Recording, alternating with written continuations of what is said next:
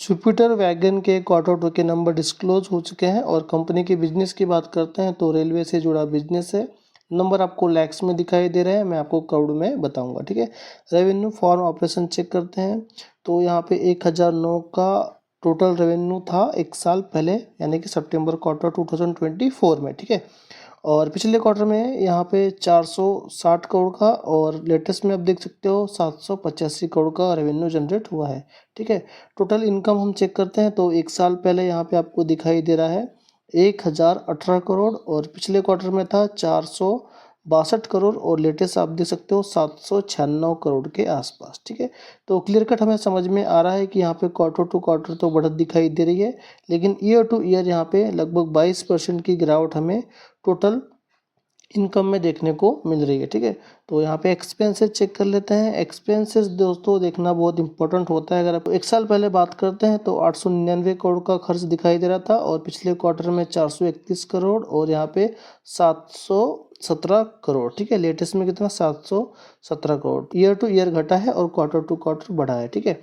जैसे टोटल जो रेवेन्यू है, इनकम है, उसमें देखने को मिला है उस तरीके से आपको एक्सपेंसेस भी देखने को मिल रहे हैं, तो उसके मुकाबले नॉर्मल है, ठीक है। कोई दिक्कत यहाँ पे नहीं है, ठीक है। समझे ना यहाँ पे क्या हुआ है, ठीक है। यहाँ पे हुआ है कि ईयर टू ईयर नंबर कम हुए खर्च के और क्वार्टर टू क्वार्टर बढ़े हैं, ठीक है। पिछले क्वार्टर में कितना था 431 करोड़ और एक साल पहले सितंबर क्वार्टर में कितना था 899 करोड़, ठीक है। और अभी कितना है लेटेस्ट में 717 करोड़। तो आप नंबर कंपेयर कर सकते हो, देख सकते हो, सिंपल, ठीक है। तो अब टोटल प्रॉफिट की बात करते हैं।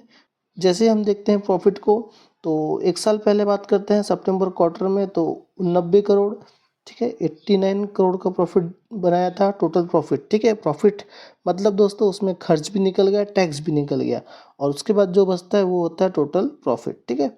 प्रॉफिट जो कि मेन मुनाफा होता है जो कंपनी के जेब में बचता है।